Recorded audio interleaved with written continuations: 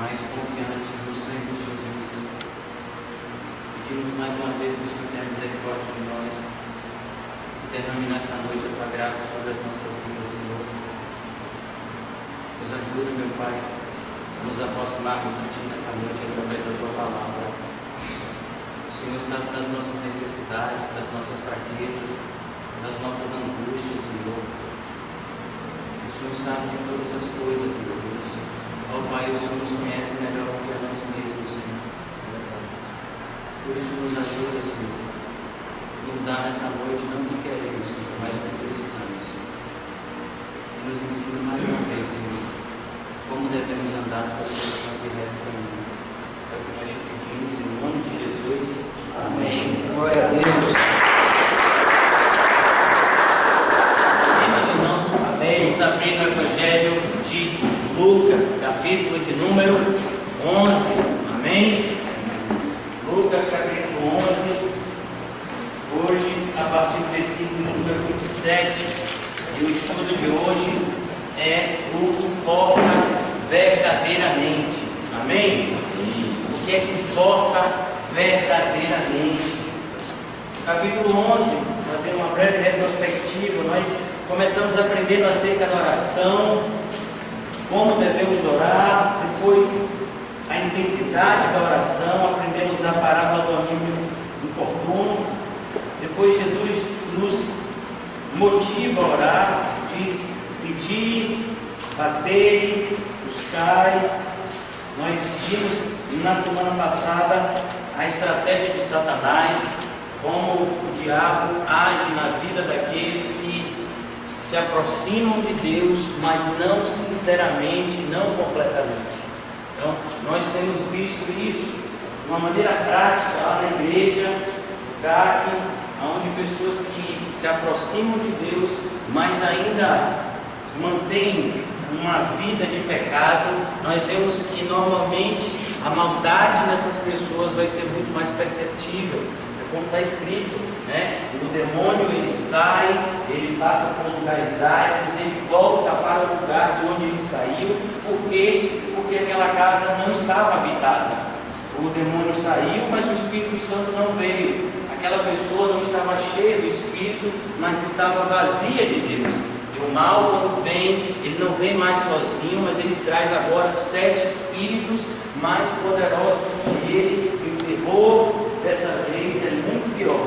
Por isso nós temos que estar sempre atentos em relação à nossa sinceridade diante de Deus, de maneira que, assim como está escrito para a igreja de Laodiceia, não sejamos mornos. A Bíblia diz: ou você seja quente, ou você seja frio, mas se você for morno, eu vou te vomitar na minha boca. E hoje à noite nós vamos meditar a partir do versículo de número 27 de Lucas capítulo 11, que diz o seguinte: ora, aconteceu que ao dizer Jesus estas palavras, uma mulher que estava entre a multidão exclamou e disse-lhe: bem-aventurada aquela que te concebeu e os seios que te amamentaram. Ele, porém, respondeu: antes, bem-aventurados são os que ouvem a palavra de Deus e aguardam.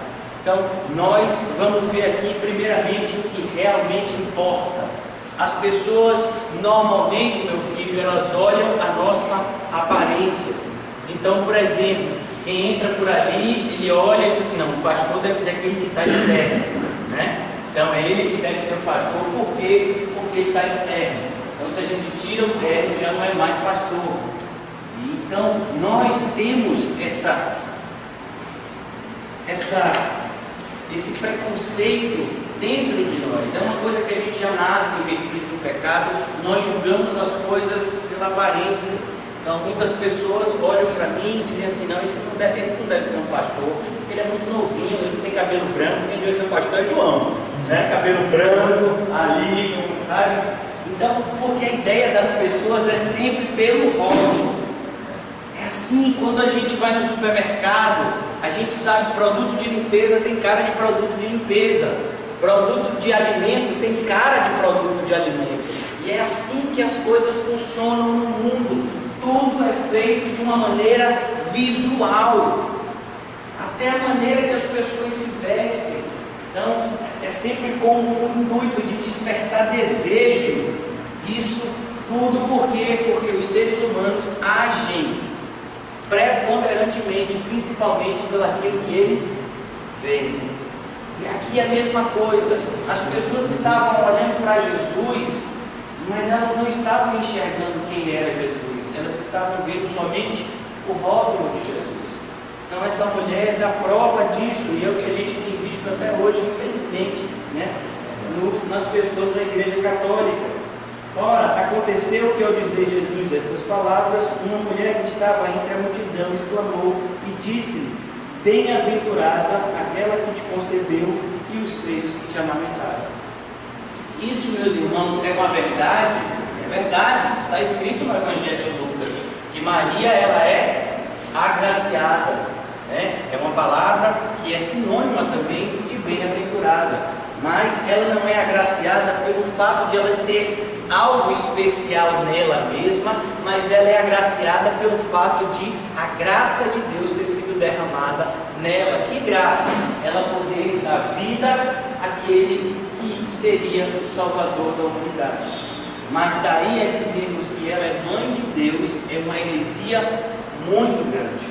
Daí a você querer dizer que Maria morreu virgem e que Maria não teria outros filhos. E o pior de tudo é dizer que Maria subiu aos céus, ela não morreu. A Bíblia não deixa nenhum tipo de dúvida em relação a isso.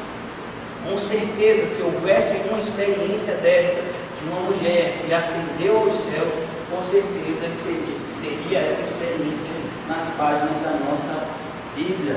Mas, infelizmente, nós sabemos que hoje em dia 90% das igrejas católicas, elas recebem nome relacionados a Maria. Então você tem Nossa Senhora de não sei o que fica lá na Pituba, Nossa Senhora da Luz, né? Fica na Pituba, Nossa Senhora de alguma coisa, fica em tal lugar. E você vai encontrar isso hoje em dia, meus irmãos. Pasme, os católicos, eles oram mais para Maria do que para Jesus. Vocês sabiam disso?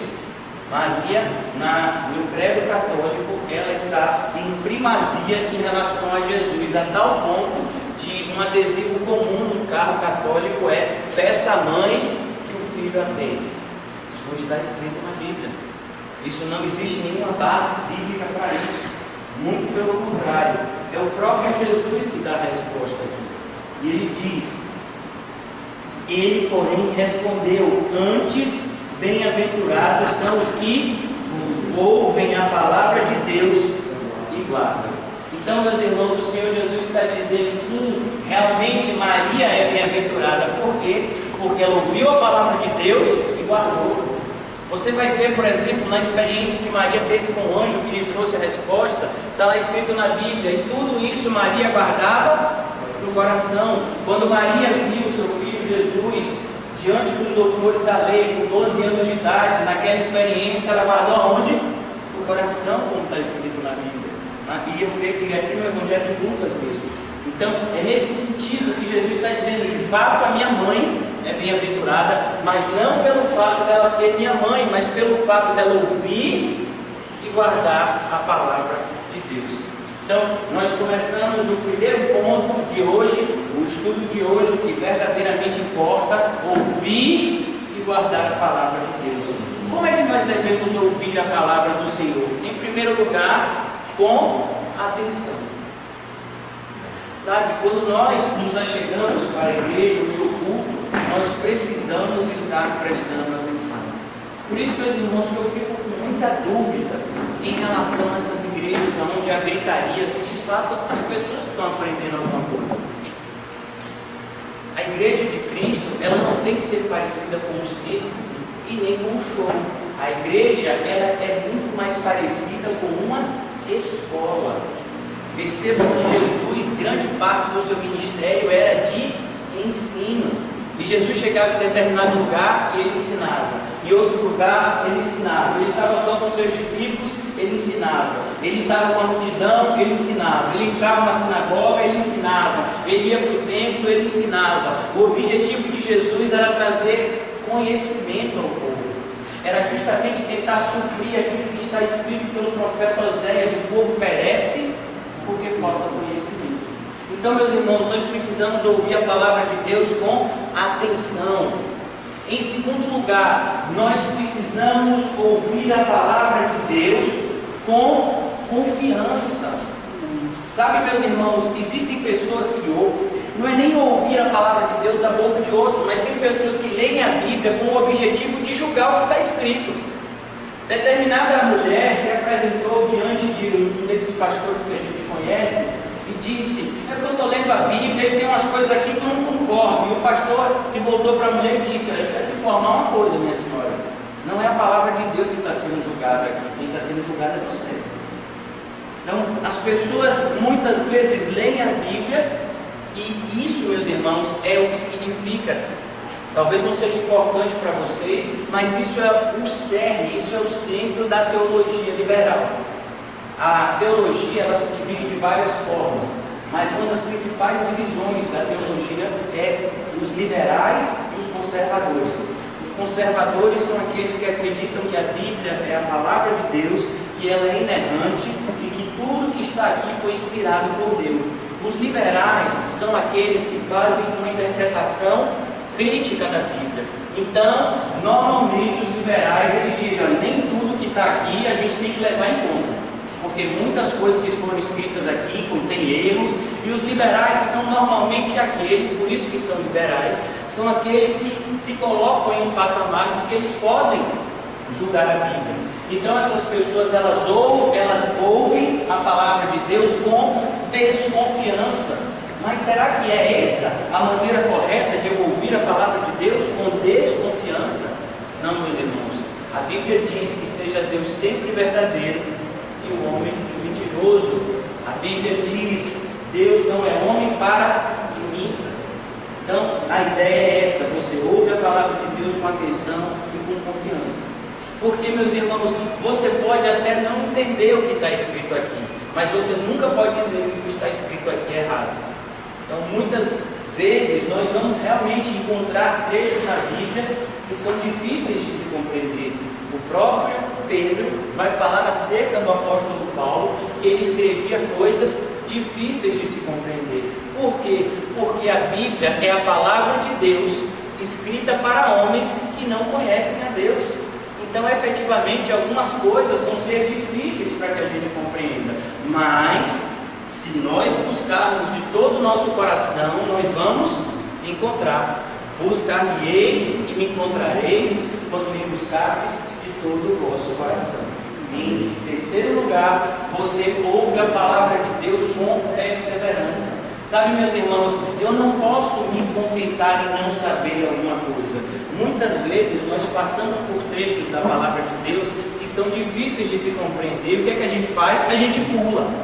Não, eu vou para um lugar que é mais fácil, que eu domino. Não, meus irmãos, você precisa conhecer a palavra de Deus completamente.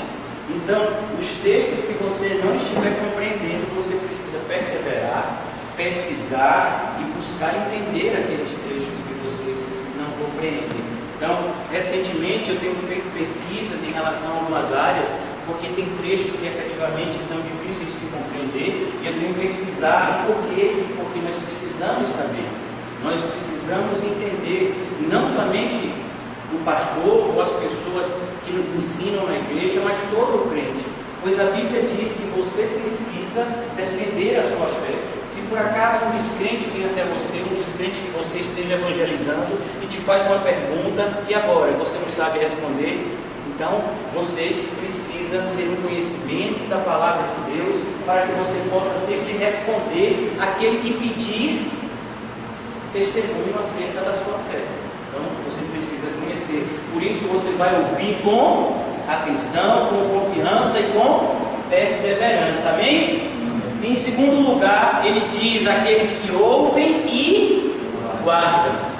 Eu ensinei recentemente algo que eu aprendi, que a palavra guardar, principalmente no idioma grego, ela dá a ideia de vigiar. É a ideia de um vigilante, um guarda, está guardando um tesouro. Então, quando se diz aquele que guarda os meus mandamentos ou aquele que guarda a minha palavra, não significa particularmente que nós conseguimos de repente cumprir todas as coisas que estão descritas na palavra de Deus, mas significa que nós temos essa palavra como preciosa.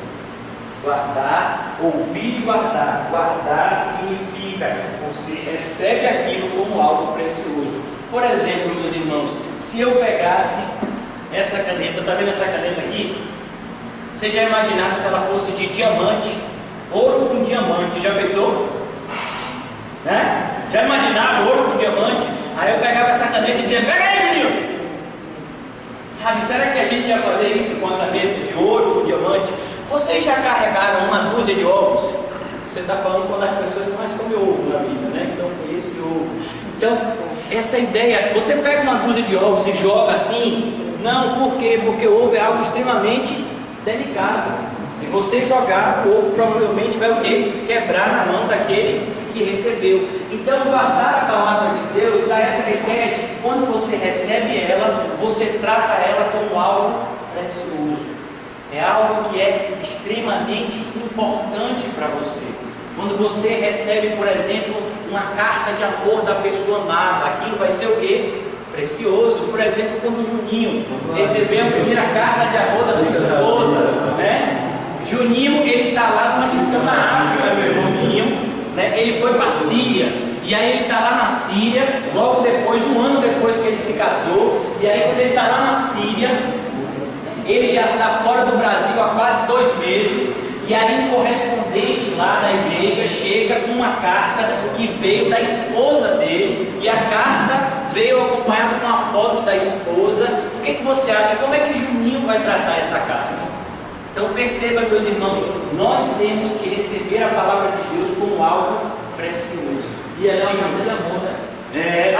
Isso você gostou, né? É uma carta de amor de Deus.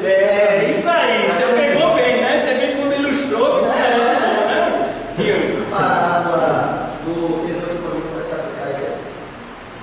A gente pode aplicar de uma maneira aberta, porque aquela parábola fala especificamente do reino de Deus.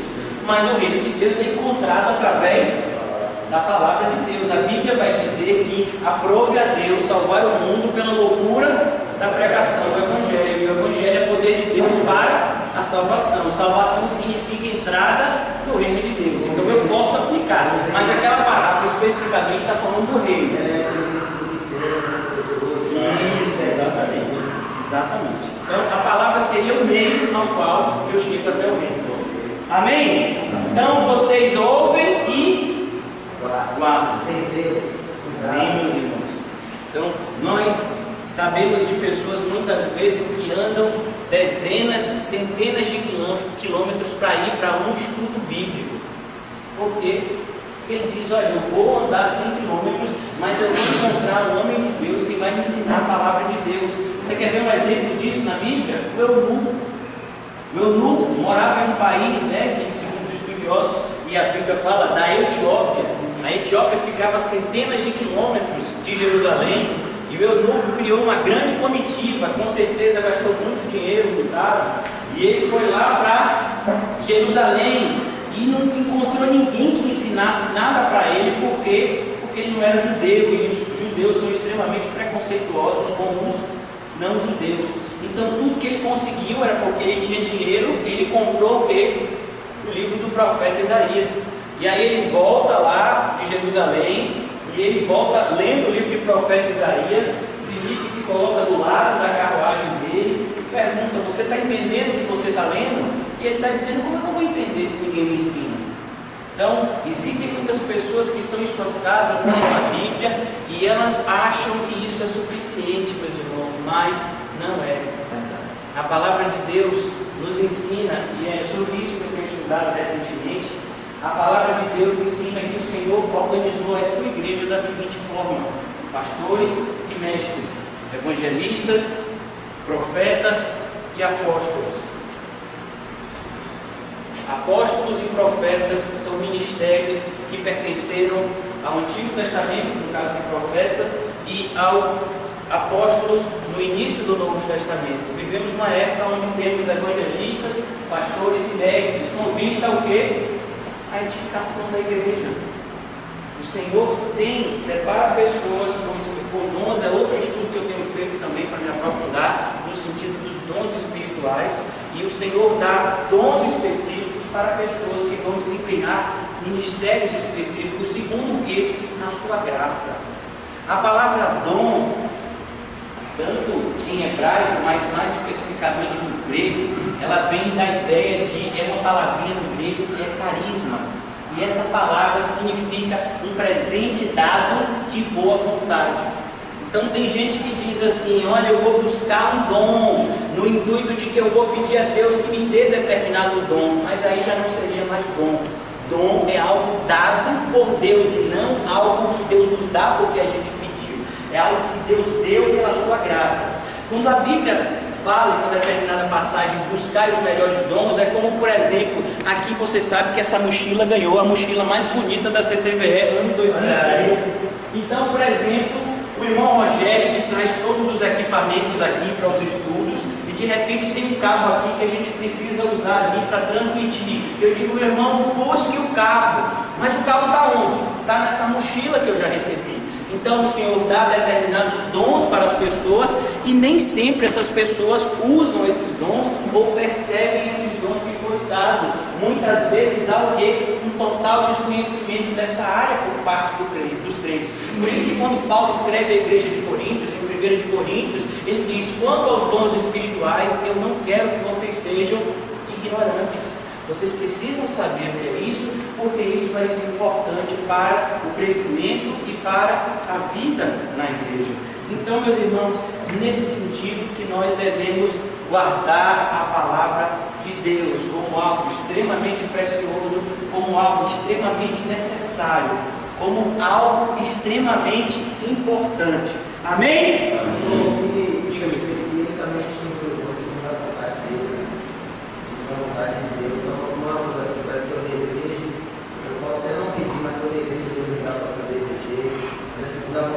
Se você desejou e pediu, já não é mais bom. Exatamente. Segundo o seu propósito. Então, por exemplo, uma pessoa que tem um chamado de apóstolo, como o apóstolo Paulo, ele recebeu dons específicos para que ele desempenhasse aquela função. Então, cada pessoa ele vai receber os dons vinculados ao propósito de Deus para a vida daquela pessoa. Com certeza, com certeza. Em relação àquilo que o Senhor nos concede, a gente vai ter que dar conta naquele dia. Amém. Exatamente. Uma pessoa pode ter um dom, uma pessoa pode ter vários dons, isso de acordo com o propósito que Deus tenha na vida daquela pessoa específica. Se eu for buscar, eu pensava que era assim dessa forma, por exemplo, Deus me concedeu, daí eu podia pedir, e perseverar em oração, ele me concedeu. Pronto. Então, a maioria das pessoas pensa, né? A maioria das pessoas pensa. Eu também já pensei assim uma época. Vamos lá. Versículo agora de número 29. Olha aí, meu filho, o sinal de Jonas. Quem era Jonas? Já sei, é um pastor da igreja de Luiz Saião. Não é ele? Jonas Madureira? Né? Tem um pastor lá. De vez em quando a gente ouve a pregação dele. Ele é da igreja lá de Luiz Saião. É a Igreja Batista Nações Unidas, né? Não, mas aqui não é Jonas Madureira. Aqui é o profeta Jonas. Olha aí o ministério profético. O ministério do profeta Jonas. Versículo 29 diz o seguinte: como afluísse a multidão, passou Jesus a dizer: esta geração é perversa, esta é geração perversa, pede sinal, mas nenhum sinal lhe será dado, senão o de Jonas. Meus irmãos, será que existe alguma coincidência? Será que a gente encontra algo parecido nos dias de hoje? Meu irmão, é só o que a gente encontra. A maioria das pessoas que estão na igreja, elas estão em busca de um sinal. Então, o Senhor, vai se o Senhor mandar minha varoa, eu vou acreditar que o Senhor é Deus. Ele já deu risada ali no fundo, não foi ele? Né? Então, tem gente que está dizendo assim: rapaz, se o Senhor me curar dessa doença, se o Senhor fizer isso, se o Senhor fizer aquilo. E era assim que aquelas multidões afluíam. Todas as pessoas tinham um pedido para fazer a Jesus. Perceba, meus irmãos, nós não só podemos, como devemos apresentar os nossos pedidos a Deus e a Cristo, mas nós precisamos entender que nós não devemos colocar isso como uma condicionante, amém, como uma condicionante da nossa fé. Então, o fato de eu apresentar pedidos a Deus não tem que condicionar a minha fé em Deus. Nós vimos uma reprovação muito grande por parte de Jesus em relação, inclusive, a um dos seus apóstolos de nome Tomé. Tomé estava lá e ele disse: Senhor, ele disse para os outros apóstolos: eu só vou acreditar que Jesus ressuscitou se eu ver as marcas da sua crucificação e da sua morte. Jesus se apresenta no meio deles e diz: Tomé, toca aqui, Tomé. E Tomé diz: ó Deus, eu reconheço agora que o Senhor é. E ele diz: Tomé, você creu porque você viu, mas bem-aventurados são aqueles que não viram e creram. Então, meus irmãos, é isso que a palavra de Deus nos ensina. Nós não devemos testar ou provar a Deus. O próprio Senhor Jesus, quando ele estava sendo tentado no deserto pelo diabo, o diabo disse, colocou ele no lugar mais alto daquela época, que era o quê? O pináculo do templo, o lugar mais alto que existia lá. E disse: lança-te daqui para baixo, que as pessoas crerão que você é o Filho de Deus. E ele responde a Satanás: não tentarás o Senhor teu Deus. Então, essas pessoas estão tentando a Jesus, estão querendo ser mais espertos que Deus. E nesse sentido é que Paulo escreve aos cristãos na Galácia, e ele diz: cuidado, com Deus não se brinca, Deus não se deixa escarnecer. Então, nós não criemos uma expectativa, nem por um segundo, que nós somos mais espertos do que Deus. Deus, ele não somente sabe o que a gente faz, como sabe o que a gente pensa e sabe também as intenções do nosso coração. Por isso que o nosso relacionamento com Deus precisa ser 100% sincero. Como eu disse para vocês, apresentamos diante de Deus as nossas necessidades, mas nós não questionamos a nossa fé, não questionamos ao nosso Deus. Então ele diz: essa geração é perversa. Sabe, meus irmãos, nada mais atual do que essa frase. É uma extrema perversidade o que nós encontramos hoje em dia na maioria das igrejas, onde as pessoas têm pedido carro, casa, e as pessoas têm escarnecido do sangue de Jesus. Parece que Jesus não morreu na cruz pelos nossos pecados. Sabe, quando eu olho para a realidade da maioria das igrejas evangélicas, a gente fica vendo: meu Deus, isso é uma geração perversa. Quando a gente vê o pastor da prosperidade fazer uma campanha lá para ganhar carro, casa e não sei o quê, a gente vê que isso é uma perversidade. Essas pessoas estão escarnecendo do sangue de Jesus, tornando aquela crucificação uma obra de escarnecimento. Onde hoje em dia igreja virou sinônimo de quê? De bênção. Eu vou para a igreja para receber a minha bênção. Ninguém vem mais para a igreja para se arrepender dos seus pecados, para entregar a sua vida verdadeiramente em Cristo Jesus, para tomar a sua cruz e seguir aos passos do Mestre. Então, meus irmãos, é isso que é ser uma geração perversa. Jesus estava ali diante daqueles homens e mulheres, e ele estava próximo de entregar a sua vida por amor a eles, e tudo que eles queriam era o quê? Um sinal. Jesus estava a ponto de morrer, e eles estavam pedindo um sinal. A mesma coisa que a gente encontrou no momento da crucificação de Jesus, a perversidade máxima daquelas pessoas. Quando Jesus está naquela cruz, as pessoas começam a gritar: se tu és mesmo o Filho de Deus, por que você não desce da cruz? Salva-te a ti mesmo.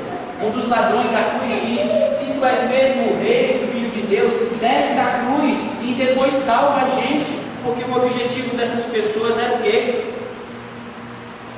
Era a satisfação pessoal. É isso que significa ser inimigo da cruz. Vamos abrir Filipenses capítulo 3. Filipenses capítulo 3, versículo de número 18. Pois muitos andam entre nós. Você percebeu que Paulo está dizendo aqui? Pois muitos andam entre nós. São poucos? São muitos. Pois muitos andam entre nós, dos quais repetidas vezes eu vos dizia, e agora vos digo até chorando, que são inimigos da cruz de Cristo. Perceba, meus irmãos, eles não são inimigos de Cristo. Eles se dizem o quê? Amigos de Cristo. Eles se dizem, não, Cristo é na minha vida, olha só para aquilo que tem acontecido na minha vida, olha o carro que eu dirijo, olha a casa que eu moro, olha a roupa que eu visto, olha a minha aparência, olha para isso, olha para aquilo. Essas pessoas se dizem amigas de Cristo, por isso que Paulo diz, eles são inimigos da cruz de Cristo. E Paulo vai dizer qual é a característica básica deles. Ele vai dizer, primeiro, o destino deles é a perdição, Deus dele é o ventre. Qual é a característica do inimigo?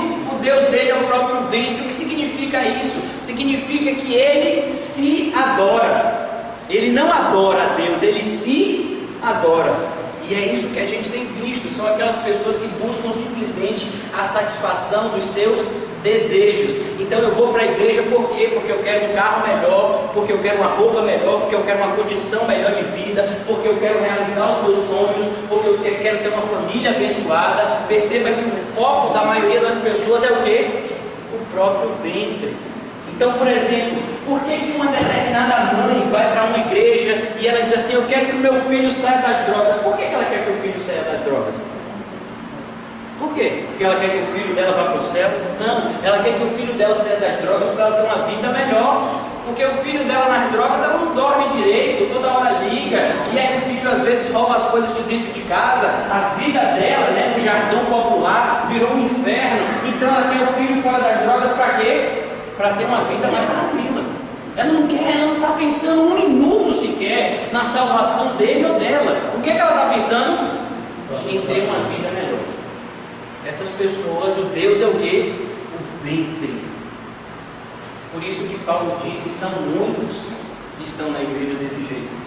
E ele diz, a glória deles está na sua infâmia. Aquilo que eles se gloriavam era o motivo da sua vergonha.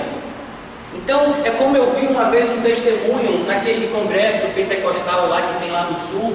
E uma vez um cantor foi lá, um desses cantores gospel, e ele foi dar o testemunho dele. E o testemunho normalmente é dado antes do momento do ofertório, que é para poder o pessoal tirar o dinheiro do bolso. E esse cantor tomou o microfone e ele disse assim, porque eu cheguei aqui a primeira vez nesse congresso, anos atrás, e eu não tinha nada, e hoje em dia eu tenho 8 carros na garagem, sabe? Então, aquilo que eles acham que é a glória de Deus na vida deles é o quê? É uma vergonha. É uma vergonha diante de Deus um homem abrir a boca para dizer isso na frente de multidões que muitas vezes não tem nem onde morar, não tem o que comer. Isso é uma vergonha. E mais do que isso, é uma vergonha dizer isso diante de Cristo Jesus. Será que foi para isso que ele morreu? Para que aquele homem tenha 8 carros? Então, é justamente o que Paulo está dizendo aqui. E a gente vai voltar daqui a pouco para o texto de Lucas. Visto que só se preocupam com as coisas terrenas.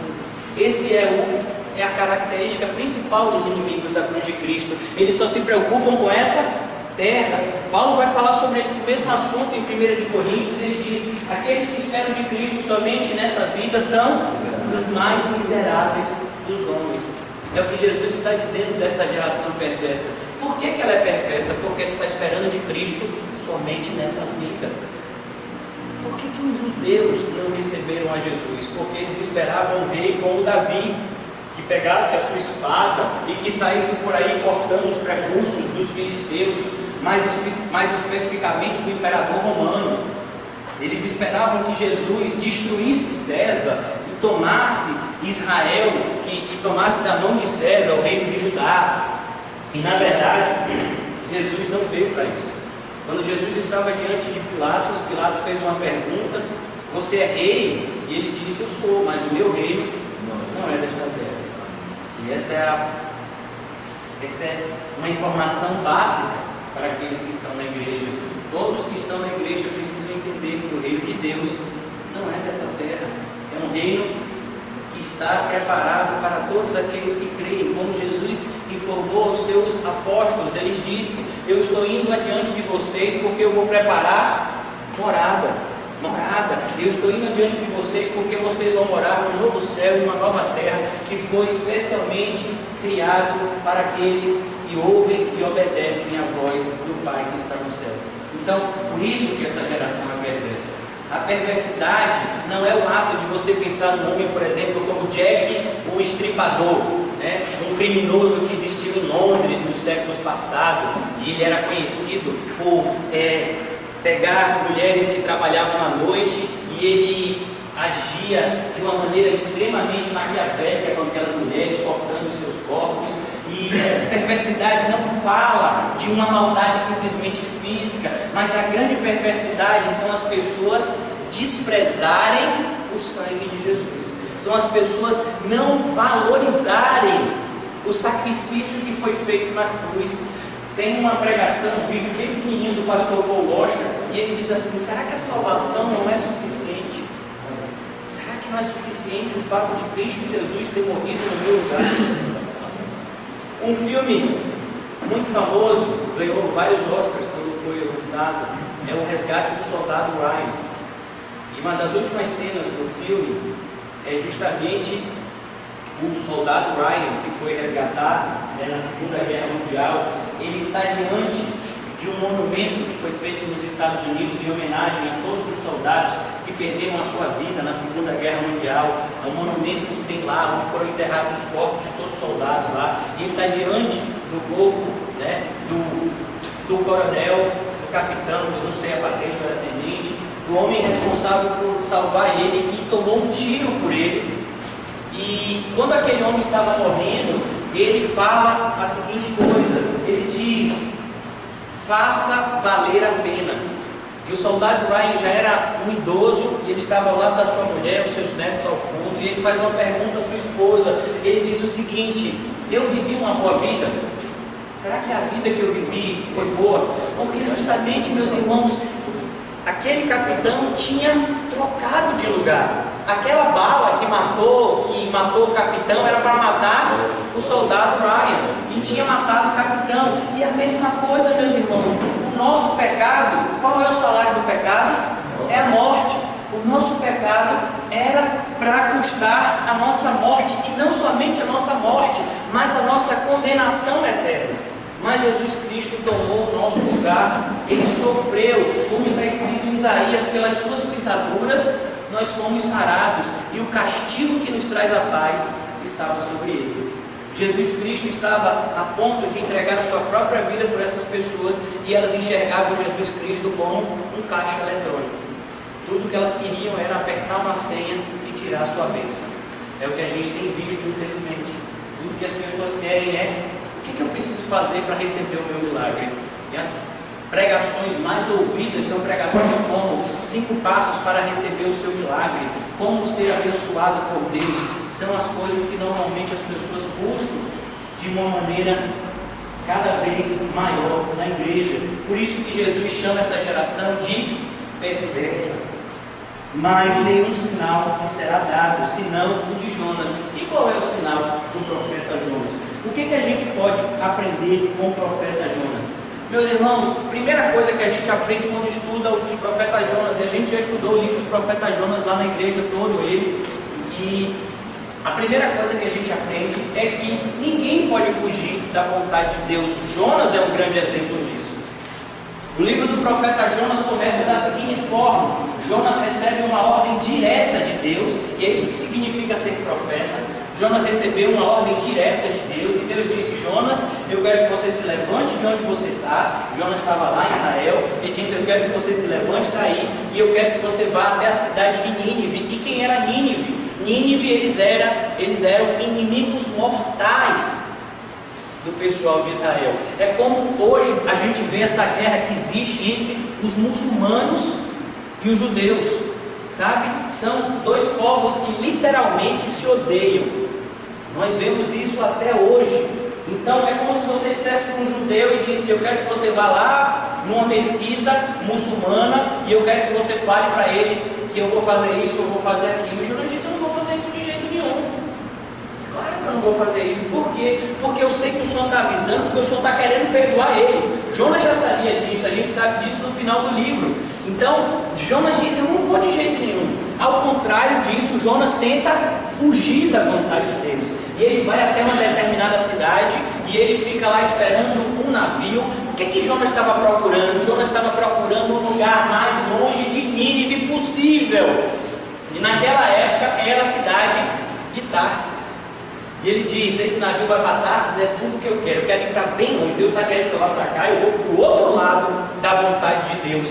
E Jonas até começou bem, achou um navio, entrou, pagou, chegou lá embaixo do navio, começou a dormir. E aí foi quando Deus disse: meu filho, você não sabe que ninguém pode fugir da minha vontade? A Bíblia diz, né? Quem pode resistir à vontade de Deus? Quem pode impedir os planos do Senhor? Ninguém, meus irmãos. E Deus manda uma tempestade. Por que Deus manda uma tempestade? Porque Ele é o criador da tempestade. Ele criou a tempestade, Ele criou o vento, Ele criou a chuva. Por que existe chuva? Porque Deus criou.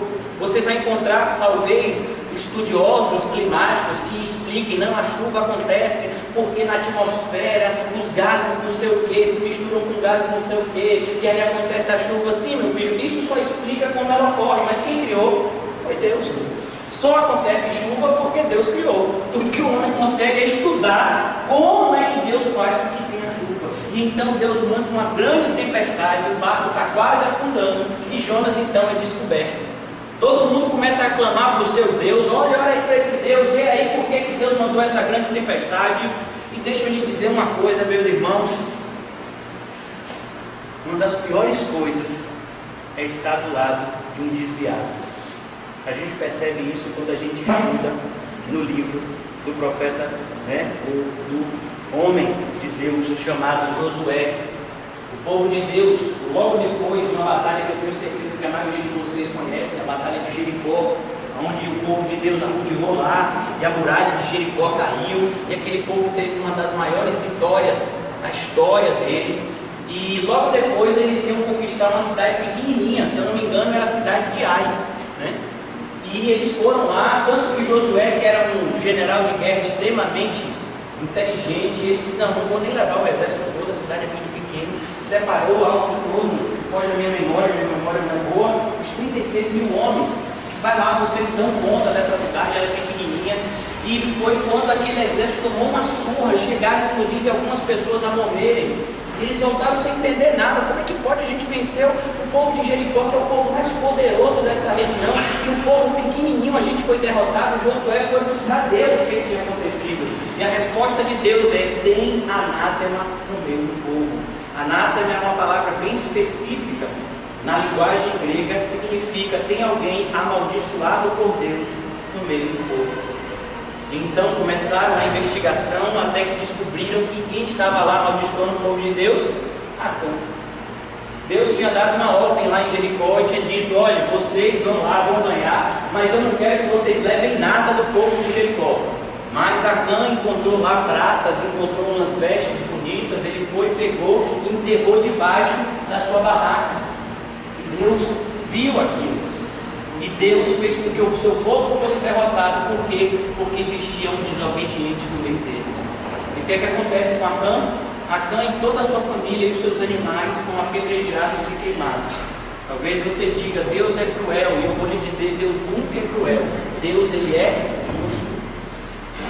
Por isso, meus irmãos, é isso que a gente tem visto aqui. Jonas tenta fugir da vontade de Deus. E Deus não permite que isso aconteça. Precisamos ter vigilância no intuito de cumprir a vontade de Deus fielmente.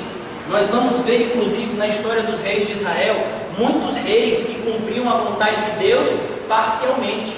E a gente vai ver que Deus reprovava a atitude deles. Ou você obedece à vontade de Deus totalmente, ou você não obedece. Porque obedecer à vontade de Deus parcialmente é loucura, é insensatez. Por isso esse é o sinal de Jonas. A gente aprende também no livro do profeta Jonas sobre a misericórdia de Deus, que está atrelada à sua soberania. Como está escrito no livro de Romanos: eu terei misericórdia de quem eu quiser. Mais especificamente está escrito em Romanos 9,16, que não depende de quem quer e não depende de quem corre, mas de Deus usar a sua misericórdia. Então, no alto da sua soberania, Deus quis perdoar toda a cidade de Nínive. Mais de 100 mil pessoas que se converteram instantaneamente. Por quê? Porque Deus quis. Pessoas que não conheciam a Deus, ouviram somente uma pregação, meia boca, viu? Porque Jonas não era lá esses pregadores, Jonas não era nenhum Apolo, né? E Jonas está lá pregando durante 3 dias só, viu? A pregação de Jonas foi só 3 dias, ele arrodeou a cidade de Nínive pregando, ainda 40 dias e Deus destruirá a cidade de Nínive. Mas aquela cidade se arrependeu, aquela cidade se voltou a Deus e Deus perdoou aquela cidade. É sobre esse evento que Jesus está falando aqui. Amém? Vamos ler agora Romanos aqui, Lucas, capítulo 11, versículo 30. Porque assim como Jonas foi sinal para os ninivitas, o Filho do Homem o será para esta geração. Mais uma coincidência? Não existe coincidência na Bíblia. Mas um sinal a respeito da ligação que existe entre Jesus e Jonas. Jonas ficou quantos dias na barriga do peixe? 3 dias. Quantos dias Jesus ficou enterrado no sepulcro? 3 dias. Mais uma vez, nós vemos que nada na Bíblia é por acaso. Jesus diz, olha, esse é o sinal de Jonas. Ele ficou 3 dias na barriga daquele peixe e ele saiu para cumprir a sua missão. O Senhor Deus, Jesus Cristo, ficou 3 dias preso literalmente ou morto naquele sepulcro, mas ele ressuscitou. É por isso que nós temos essa fé viva. Como está escrito, Paulo diz, se Jesus Cristo não ressuscitou, então a nossa fé morre. Comemos e beberemos porque amanhã morreremos. Mas se Jesus Cristo ressuscitou, significa que eu também vou ressuscitar para habitar com Deus. Diga, meu filho. Não, Jesus ficou 3 dias, pastor.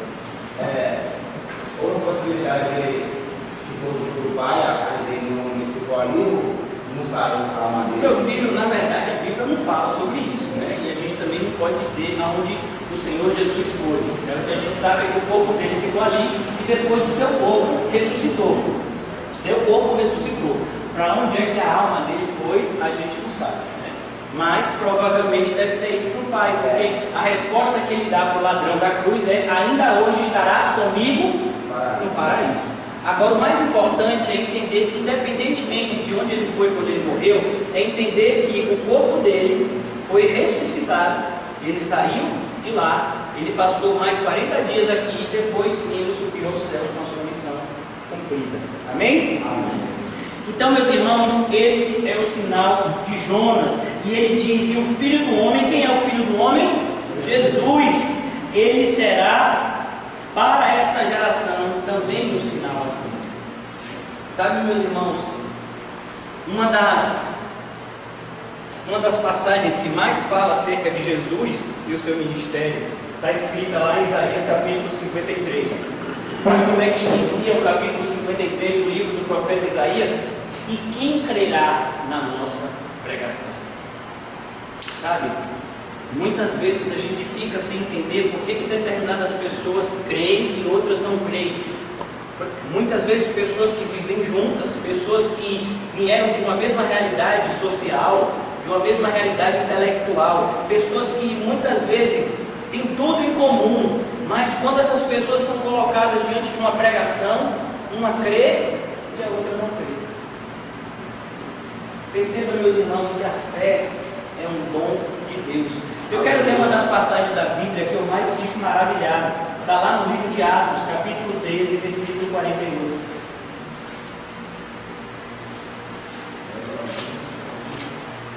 Atos 13, 48. Amém? Todos alegres? Amém. Graças a Deus. Atos 13, 48. Hoje a gente começou mais cedo o estudo porque a gente vai terminar mais tarde. Amém. Amém? Amém. Graças a Deus. Atos 13, 48. Os gentios, ouvindo isso, regozijavam-se e glorificavam a palavra do Senhor, e creram todos os que haviam sido destinados para a vida eterna. Eles não foram para a vida eterna porque creram, mas eles creram porque haviam sido destinados para a vida eterna. Sabe, a Bíblia traz uma realidade indiscutível. Deus tem os seus eleitos. Quando eles foram eleitos antes da fundação do mundo. Por isso, meus irmãos, é que nós vemos, por exemplo, Acã desobedeceu a Deus, e o que foi que Deus fez com Acã? Matou ele. Jonas desobedeceu a Deus, e o que foi que Deus fez? Corrigiu ele. Por quê? Porque todas as coisas cooperam para o bem daqueles que amam a Deus e que foram chamados segundo o seu decreto. Jonas havia sido chamado segundo o decreto de Deus, Acã não. Nós vamos ver isso de uma maneira clara, cristalina como a água, na vida de dois apóstolos do Senhor, Judas e Pedro. Todos os dois traíram a Jesus. Pedro foi salvo, Judas foi condenado. Meus irmãos, Deus é quem escolhe de quem Ele terá misericórdia. A misericórdia de Deus, ela é expressa através do seu amor. Amor esse que na maioria das vezes a gente não compreende. Então, por exemplo, nós olhamos a vida de um cristão, e a vida de um cristão é cheia de lutas, é cheia de tribulações, é cheia de dores. E olhamos muitas vezes da vida do ímpio. O ímpio está onde? Meu filho, hoje é feriado, ele é ímpio, tá? Meu filho provavelmente não está curtindo as últimas horas, porque amanhã, né, ele vai trabalhar, e ele está lá, né, ouvindo um pagodinho, dando 2 para lá, 2 para cá. Por quê? Porque é assim que eles se relacionam com essa vida. Os crentes não. Por isso que está escrito, quem falou isso foi Spurgeon. Uma frase que ele diz, eu já falei aqui algumas vezes, nunca foi escrito na Bíblia que aquele que Deus ama, Ele enriquece. Está escrito, aquele que Ele ama, Ele corrige. Por isso, meus irmãos, Jonas é esse sinal também. Sinal para os eleitos de Deus, que eles serão corrigidos por Deus. Abram comigo, por favor, em 1 Pedro. Amém? Amém. Glória a Deus. Hoje eu vi um pregador pregando, meu filho, e eu fiquei achando que ele estava com asma. Porque ele é doido. Eu digo, rapaz, coitada, pode, esse rapaz chama SAMU, rapaz. Né? Eu falei, Jesus, por que esse pessoal não chama? Vamos lá, 1 Pedro, todos acharam? Amém. 1 Pedro capítulo 3.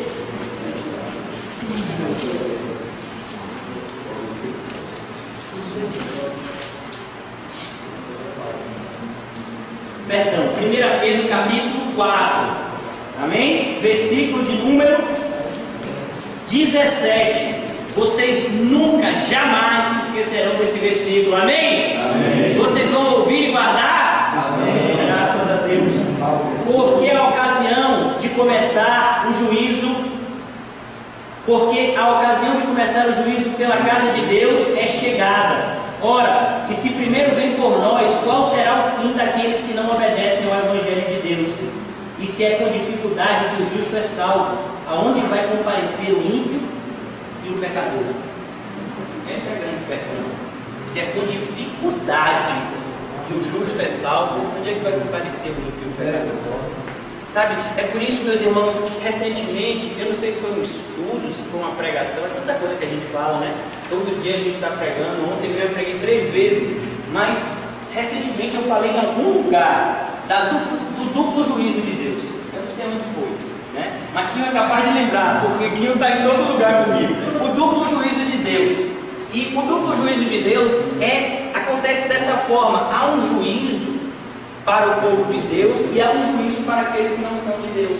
É por isso que eu particularmente gosto de usar a palavra disciplina diferente da palavra juízo, mas a Bíblia traz a mesma palavra, como nós lemos aqui. O juízo para o povo de Deus é um juízo corretivo, é um juízo que busca a correção daquele povo, a melhora dele, como o ouro. O ouro passa pelo forno, pelo fogo, para ser o quê? Purificado. Mas quando você vai, por exemplo, para lugar que queima lixo. Aquele lixo é colocado no forno para quê? Para ser destruído. Então, é isso que a gente vê. Os ímpios, eles recebem um juízo de destruição. Como está escrito, aqueles que plantam no Espírito colhem a vida eterna, mas quem planta na carne colhe destruição. Em algumas Bíblias tem corrupção, mas a ideia é essa, esses serão destruídos, esses serão condenados. É por isso, meus irmãos, que é extremamente importante que a gente olhe para esse sinal. O sinal do profeta Jonas. Sinal esse que vem através de Cristo. Qual foi o milagre que Jonas fez em Nínive para que o povo acreditasse? Nenhum. Jonas não curou, Jonas não expulsou demônio, Jonas não destruiu os altares aos deuses estranhos que estavam lá em Nínive. Jonas só fez o quê? Pregou. Exatamente, fez a vontade de Deus e entregou a mensagem que Deus havia dado para ele. Esse é o sinal do Filho do Homem. Sabe, meus irmãos, nunca se esqueça, na Bíblia ninguém crê em Cristo por causa de milagre. Todos creem em Cristo por causa da sua palavra. Muitas pessoas dizem assim: não, eu vou ter fé em Deus no dia que o milagre acontecer. Meu filho, a Bíblia diz que você não vai, porque a fé só vem uma forma, pelo ouvir o ouvir da pregação. A expressão em grego e por ouvir a palavra de Deus está literalmente vinculada ao ministério da pregação da palavra. Aqueles que vão pregar a palavra de Deus, eles vão pregar a palavra de Deus para as pessoas que vão ouvir e que vão receber aquela fé salvífica e que serão salvos. Por isso que essa fé vem pelo ouvir a palavra de Deus. E ele continua dizendo no versículo 31 do capítulo 11 de Lucas: a rainha do sul se levantará no juízo com os homens desta geração e os condenará, porque veio aos confins da terra para ouvir a sabedoria de Salomão. Essa história está no livro de 1 Reis, capítulo 10. A rainha do sul era uma das mulheres mais ricas do mundo naquela época, e ela tinha ouvido falar acerca da sabedoria de Salomão. E ela trouxe muitos tesouros, e ela foi até Salomão, e ela fez perguntas dificílimas, e todas essas perguntas foram respondidas de uma maneira esplêndida por Salomão, e aquela mulher ficou maravilhada, e ela disse: a sua sabedoria excede ao que eu ouvi de você. Sabe, o povo falava muito de você, mas depois que eu estive aqui, eu percebi que você é muito mais do que esse povo fala. É nesse sentido que Jesus é desse jeito também. Às vezes a gente fala muito de Jesus, mas aqueles que têm a experiência de conhecer Jesus percebem que Jesus é muito mais do que o que a gente fala. É verdade. A nossa pregação não consegue abarcar Jesus totalmente. É verdade. Diga que Foi o que João disse para Deus, né? Conhecia de ouvir falar, agora os meus olhos contemplam, isso mesmo. Então é como, por exemplo, meu filho, se eu quisesse encher esse copo com toda a água do mar, será que eu consigo? Será que eu consigo colocar aqui toda a água do mar? Então é a mesma coisa. Será que eu consigo, através de uma pregação humana, falar de todas as faces de Jesus Cristo? Não consigo. Eu não consigo. Mas eu vou tentar. Por quê? Porque um copo de água pode salvar uma vida. É assim que Jesus se apresenta. Jesus está diante de uma mulher samaritana, era quase meio-dia, o sol estava vindo, e Jesus pede àquela mulher um copo de água. E aquela mulher diz: você não sabe que eu sou samaritana? E Jesus disse: mulher, se você soubesse quem está diante de ti, é você que iria me pedir água de beber, e a água que eu te dou, nunca mais você terá sede. Quando nós recebemos a água que Jesus nos dá, mesmo que seja um copo de água, quando nós bebemos ela, a partir daquele momento começa a jorrar de nós águas também. Ele nos transforma, ainda que o copo de água nos transforma em fontes de água viva. Por isso, meus irmãos, Jesus, ele é indescritível, ele é indizível, mas nós nos esforçamos para explicar ele. Por quê? Porque as pessoas precisam conhecer a ele, conhecer aquilo que ele permitiu que fosse conhecido. Quando nós lemos a Bíblia, eu quero que vocês abram no Evangelho de João. glória a Deus.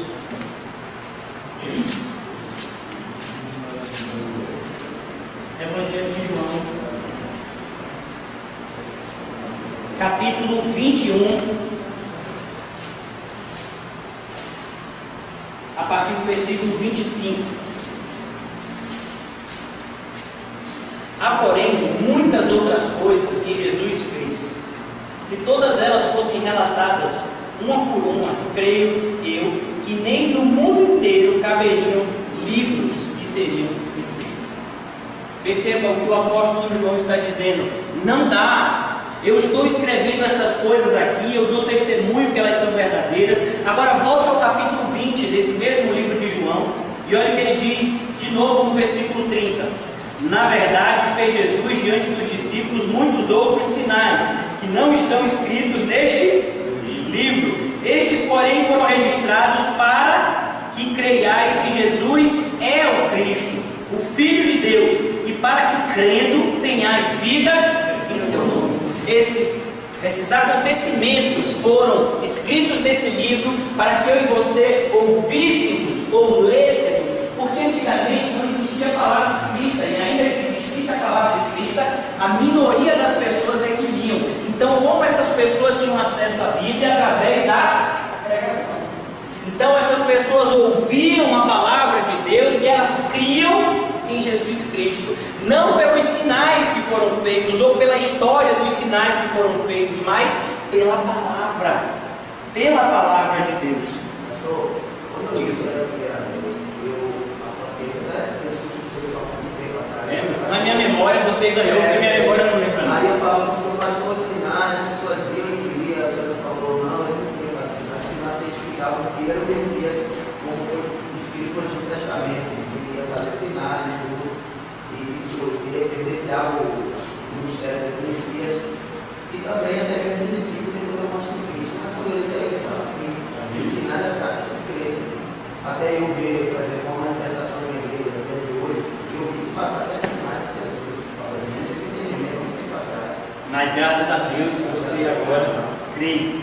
Então, meus irmãos, a rainha do sul veio, ela veio em busca de sabedoria, e ela encontrou essa sabedoria em Salomão. E olha o que Jesus vai dizer aqui.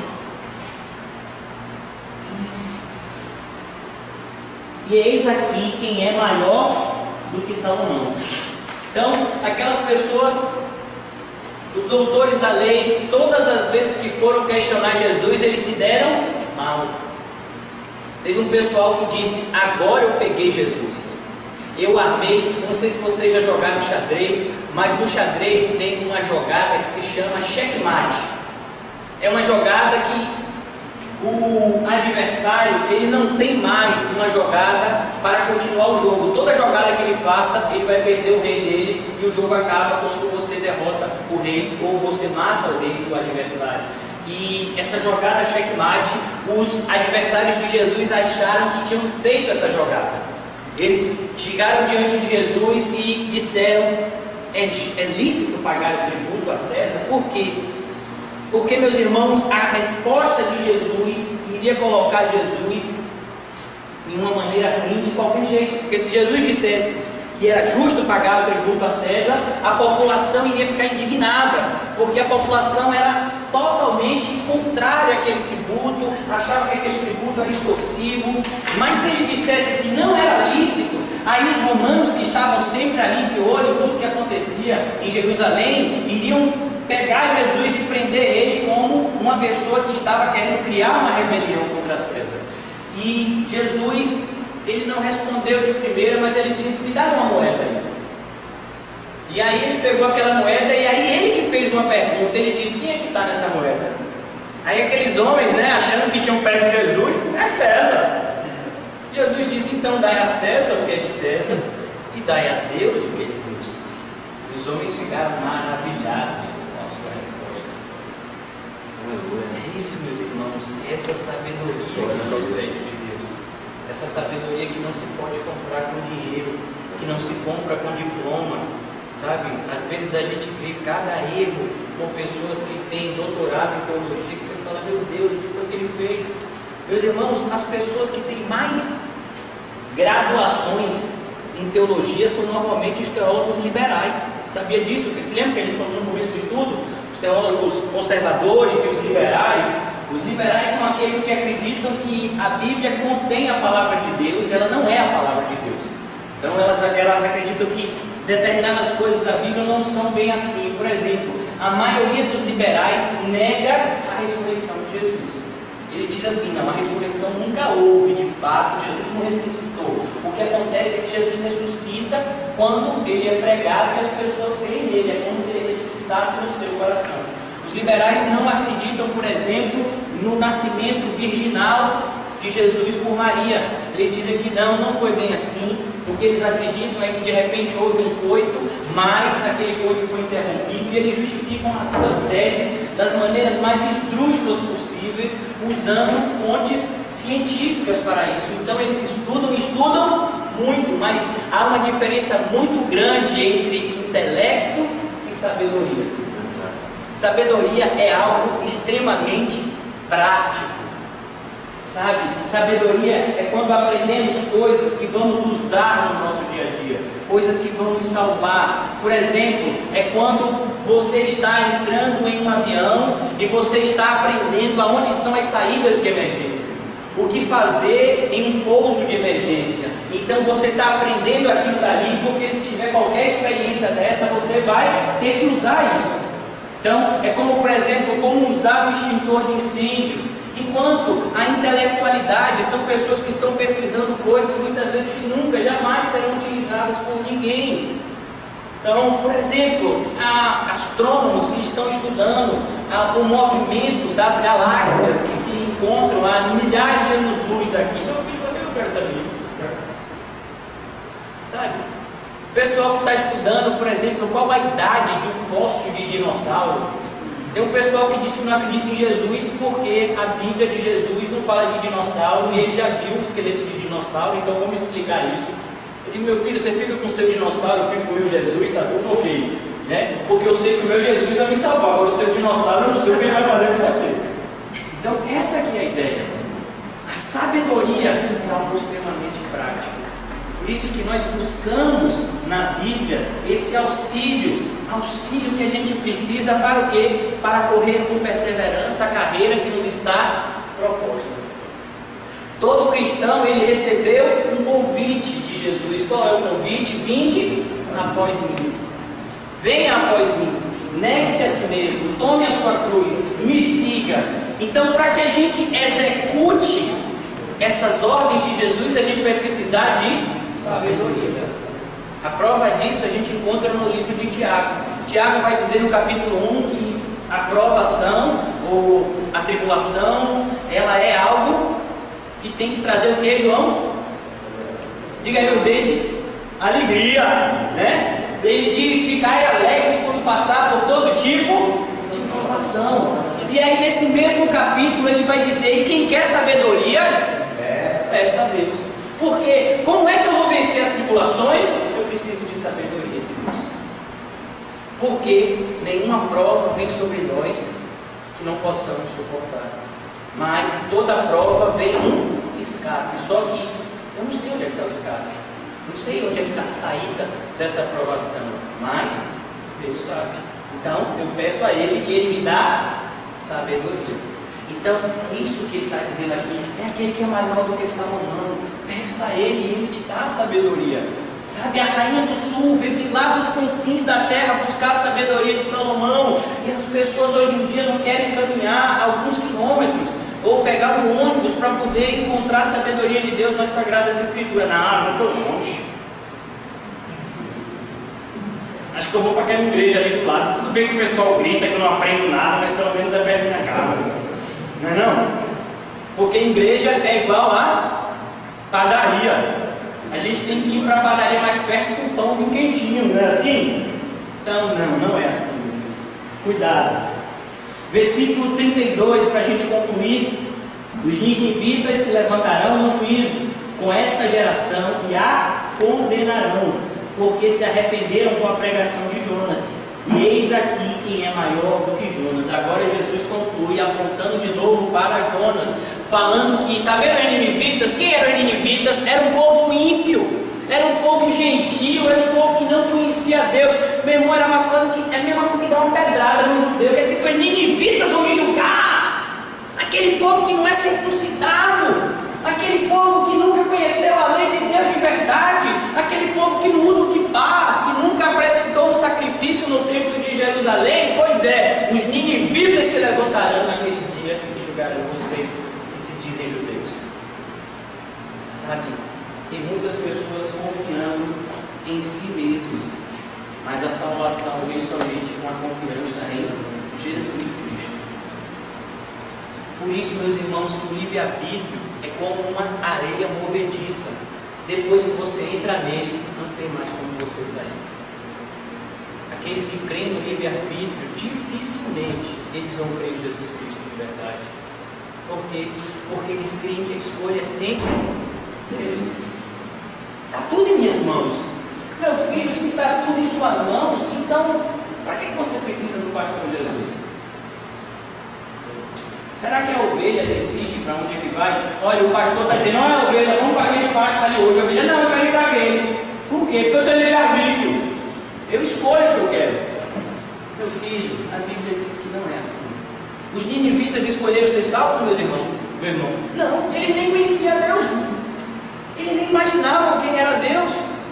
Mas Jonas chegou lá e disse, olha, o Deus de Israel vai destruir vocês daqui a 40 dias. Mas eles pensaram, se a gente se arrepender, é capaz que ele nos perdoe. A mesma ideia, vamos abrir, é um livro que a gente está estudando lá nas quartas-feiras de manhã, livro de Lamentações, de Jeremias, abra lá comigo. Lamentações de Jeremias.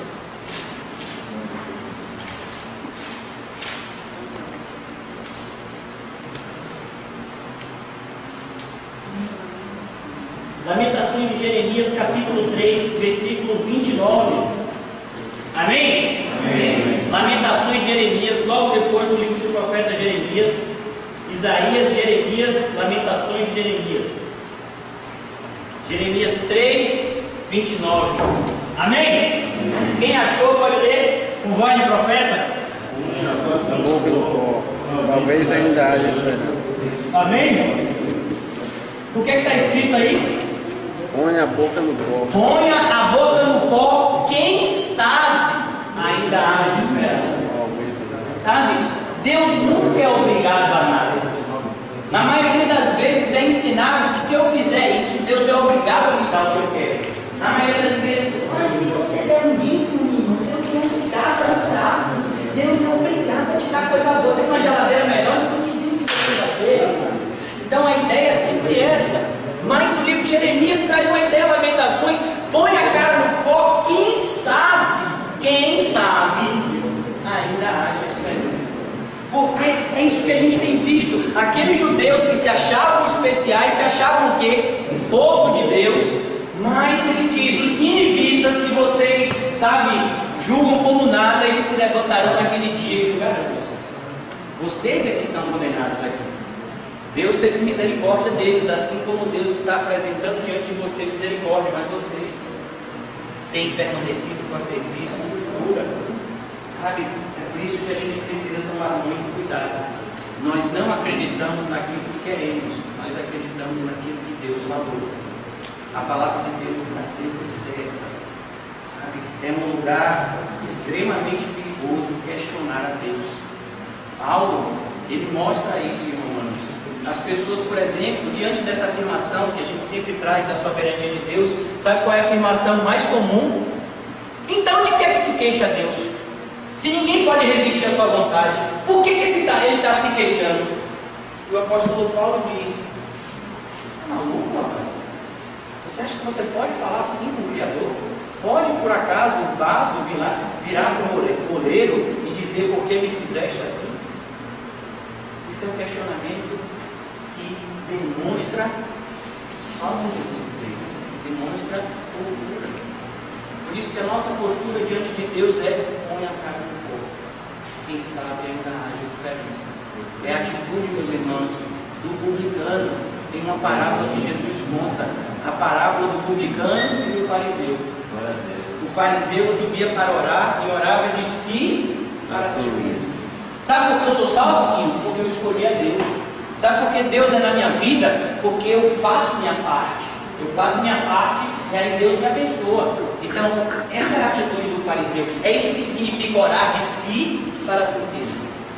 Mas subiu um publicano que não se achava nem digno de olhar para o alto. Porque os judeus, eles oram assim, ó, porque para eles Deus está lá em cima. E eles oram, e o publicano não achava digno de olhar para Deus. Ele olhava para baixo, e ele batia no seu peito e dizia: tem misericórdia de mim, que sou pecador. A oração dele só dizia isso. Ele não conseguia falar mais nada, ele só dizia: Senhor, tem misericórdia de mim. E Jesus disse: esse desceu justificado, enquanto que o outro não foi justificado diante de Deus. Por isso, meus irmãos, essa é a postura que a gente tem que ter diante de Jesus. Eu trouxe 3 apontamentos aqui para a gente concluir na noite de hoje.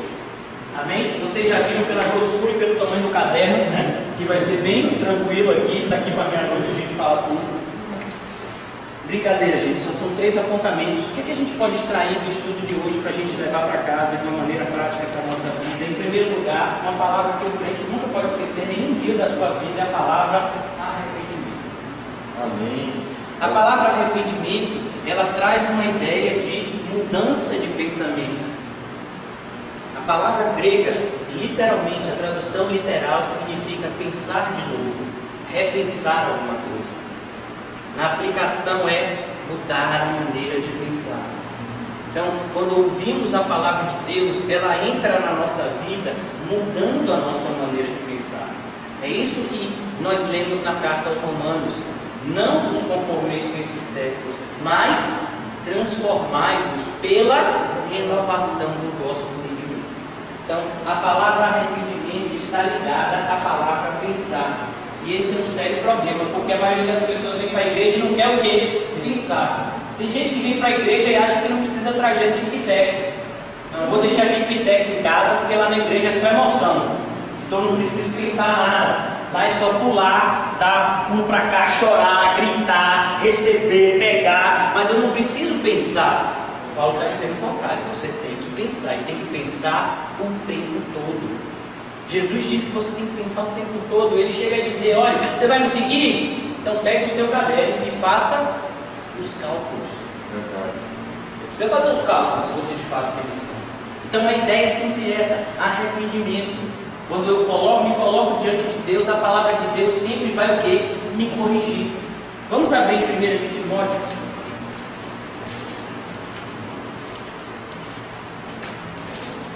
1 Timóteo, deixa eu ver aqui.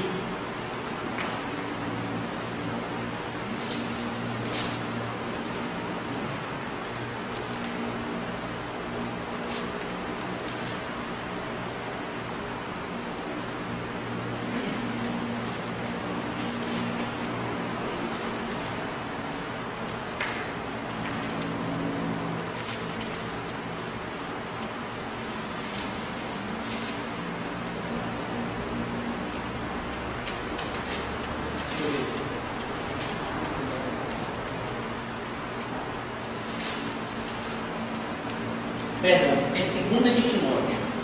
Amém? Perdoe a minha mente. 2 de Timóteo, capítulo 3. Tic-tac estão aqui, mas eles estão brigando. Estão aqui reconciliando eles agora em espírito. 2 de Timóteo, capítulo 3. Toda a escritura. Amém? Todos acharam? 16. 2 de Timóteo 3,16. Toda a escritura é inspirada por Deus e útil para o ensino, para a repreensão e para a correção, para a educação na justiça, a fim de que o homem de Deus seja perfeito e perfeitamente habilitado para toda boa obra. Sabe, muitas pessoas às vezes vêm até a igreja para se sentir bem, se sentir alegre, se sentir motivado, sabe? Então, uma vez o irmão Adams me disse: fulano é pregador de centro. Por quê? Porque ele motiva o povo. Ele tem uma pregação que é assim, do lixo para o luxo. E aí motiva aquelas pessoas. Mas meu filho, a palavra de Deus não é para isso. A palavra de Deus não é para motivar ninguém, não é para fazer ninguém saltar. A palavra de Deus, ela vem para 3 coisas específicas. Olha o que ele diz: toda a escritura. Não é tipo, uma parte da palavra de Deus é para isso, outra parte da palavra de Deus é para aquilo. Ele diz, toda a escritura você vai saber que é inspirada por Deus e ela é útil para 3 coisas. O que significa ser útil? Significa ela tem utilidade para isso. Qual a utilidade de um bujão de gás? Você usa onde? Na cozinha, não é? Para fazer comida gostosa. Então, qual é a utilidade da palavra de Deus? Aí vai dizer ensino, repreensão e correção. É tudo que o povo quer. Aprender e ser corrigido.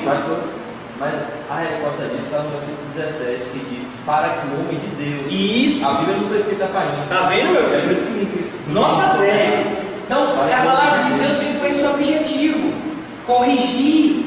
Repreender significa dizer para aquela pessoa que está errada que ela está errada, e corrigir significa mostrar o caminho certo. Sabe? Então, muitas vezes a gente fica cheio de dedos de falar que determinada pessoa está errada, porque fala que aquela pessoa não gosta, mas a palavra de Deus ela é para repreender e para corrigir, para que o homem seja habilitado para a boa obra, para que o homem faça a obra de Deus. Esse é o objetivo da palavra de Deus. É para isso que a palavra de Deus foi entregue a nós que somos a igreja de Cristo. Como José falou, a palavra de Deus é para o povo de Deus. Então, a palavra de Deus vai gerar em nós um arrependimento. É isso que vai fazer. Quando você aprende a palavra de ensino, quando você é repreendido e quando você é corrigido, isso vai produzir o quê? Arrependimento. Em segundo lugar, meu filho, nós precisamos ter uma fé salvífica. A fé não é pensamento positivo. Quem quer pensamento positivo tem que ir para outros lugares. Mas a igreja não é para você ter pensamento positivo. Eu fui ensinado assim, ó, e quando você quiser pedir algo para Deus, você tem que ser específico. Então, por exemplo, eu quero um carro, 4 portas, carro condicionado, direção hidráulica, trava e direção. Quero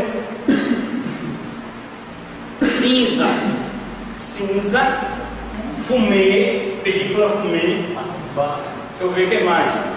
2.0. Esses 1.0 quase que não anda. Então a pessoa diz assim: você pensa, e quando você pensa, Deus vai te dar aquilo que você pensou. Isso é o quê? Pensamento positivo. Isso não é fé. Fé não é isso. Fé é acreditar naquilo que Deus falou. Isso que é fé. Essa é a fé salvífica. É nós depositarmos toda a nossa esperança naquilo que Deus escreveu. É isso que é a fé salvífica. Então Deus escreveu e a gente crê. Por exemplo, Deus escreveu: no mundo tereis aflições. Filho, por que você acha que você não vai ter aflições? É assim. Eu assisti um filme chamado Jimmy Bolha. Não sei se vocês já viram esse filme. O menino tinha uma doença e a mãe, uma mãe super protetora, colocou o menino numa bolha, porque o menino tinha uma imunidade. E aí a mãe colocou ele em um quarto todo fechado, parecendo um aquário, e as pessoas falavam com ele por fora. E aí quando ele precisava sair, ele entrava numa bolha de ar, e aí ele andava, né? Jimmy Bolha. Então tem crente que se acha um Jimmy Bolha, acha que nada vai tocar nele, que tudo ele vai conseguir vencer, tudo nele vai dar certo, ele não vai ter nem gripe, ele não vai ter dor de barriga. Por quê? Porque Deus é com ele e é só vitória. Agora é só vitória, agora é só vitória, agora é só vitória, é só vitória. A luta acabou. Quando uma pessoa me canta isso pra mim, você morreu? Ô pastor, vira essa boca pra lá, mas se a luta acabou é porque você morreu. Porque a luta só acaba quando a gente vai lá para o céu. A caminhada não termina antes da gente concluir a nossa jornada aqui. Por isso, nós precisamos ter uma fé salvífica e não essa fé barata que é encontrada nas esquinas que a gente encontra por aí.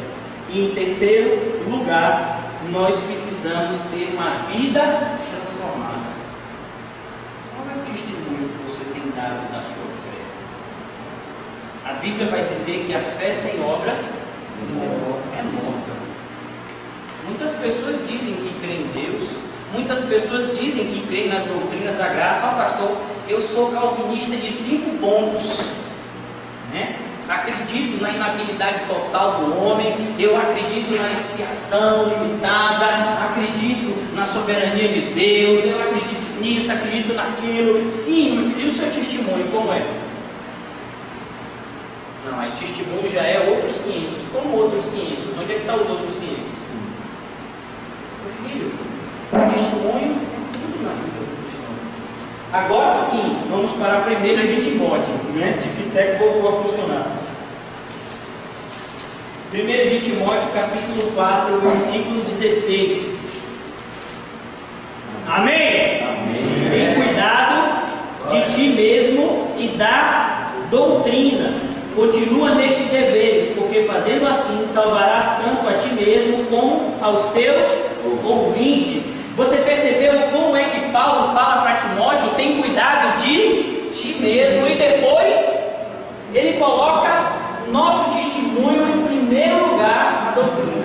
Não significa assim, ou eu tenho testemunho ou eu tenho doutrina. Ele diz, o seu testemunho é um reflexo da sua doutrina, e não o contrário. Se eu ajo desse jeito, é porque eu creio desse jeito. Mas tem muitas pessoas que dizem que creem desse jeito, mas agem daquele jeito. Então, é isso que ele está dizendo. O testemunho sempre vem em primeiro lugar. Você acredita na soberania de Deus? Então por que você está perdendo os cabelos da cabeça de preocupação? Deus é soberano? Sabe, por que você está desesperado com isso ou com aquilo? Deus é soberano? Você acredita, sabe, que as coisas são feitas pela graça de Deus? Então por que você acha que Deus está devendo alguma coisa porque você tem feito algo certo? E muita gente diz, mas eu estou fazendo tudo tão direito, Senhor, e aquela pessoa que nem está direita está tendo uma vida melhor do que eu. Meu filho, se você está fazendo tudo direito, é graças a... Então você não tem do que se gloriar. Por isso que nós precisamos ter uma vida transformada. A nossa vida, ela sempre é um reflexo daquilo que eu creio. Por exemplo, meus irmãos, todos que estamos aqui têm mais de 18 anos, amém? Você tem mais de 18, meu irmão? Tem quanto? 17. Meu filho, ó, mentir é pecado. Então, por exemplo, mas mesmo no 17, porque no Brasil vota a partir de 16 anos. Então, quando você entra naquele cubículozinho eleitoral e você aperta aqueles botões do seu candidato, você está votando em quem você crê, em quem você acredita. Você não aperta os botões, primeiro que os candidatos que você não vai votar, você não sabe nem o número. É tanto número que você tem que ir lá, às vezes até com um papelzinho, né? Para poder ajudar, que é tanto número. Então, é a mesma coisa. Como é que você está dizendo que você crê em Jesus, mas você aperta os botões do cão? Como é que é isso? Sabe, o nosso comportamento precisa ser transformado. Ontem, teve uma pessoa que foi desligada do carro, que a gente enviou ele de volta para Aracaju. E eu fiquei muito preocupado com a alma daquele homem, descansando somente na soberania de Deus. Porque ele disse, ó pastor, meu jeito é isso, eu não baixo a cabeça para ninguém. Meu filho, mas você está vendo para ser transformado. Ele disse, não, mas eu não quero ser transformado, eu só quero ser livre das drogas. Meu Deus.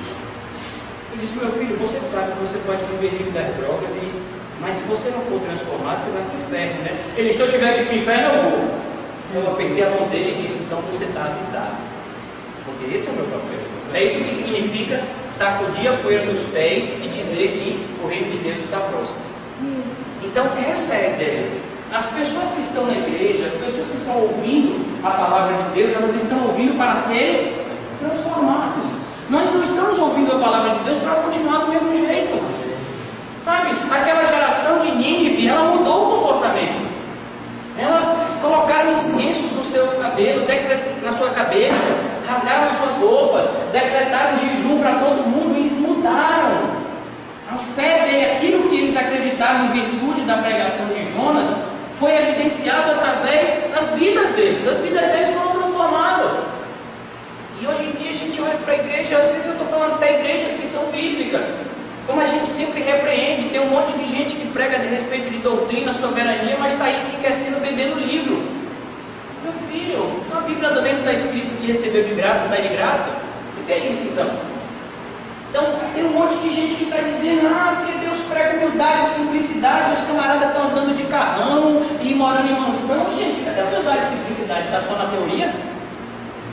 Então, a ideia é justamente essa. A vida do cristão precisa ser transformada, senão não é cristão. Cristão significa aquele que é parecido com Cristo. concluindo o que está escrito em 1 João 2,6, aquele que diz estar em Cristo deve andar como ele andou. Por isso é o que a gente tem que levar hoje daquilo que a gente estudou aqui. A gente se arrepende, a gente tem a fé verdadeira e a gente tem a nossa vida transformada. O arrependimento e a fé verdadeira produz como resultado o quê? Transformação. Não são três coisas diferentes, mas são duas coisas que geram uma outra coisa. Se eu tenho um arrependimento correto e se eu tenho a fé correta, a minha vida é transformada. Agora, se a minha vida não é transformada, significa que ou eu não tenho a fé correta ou eu não tenho o arrependimento correto. Porque esse resultado aqui, vida transformada, está ligado a esses dois elementos aqui, fé e arrependimento. Amém? Amém.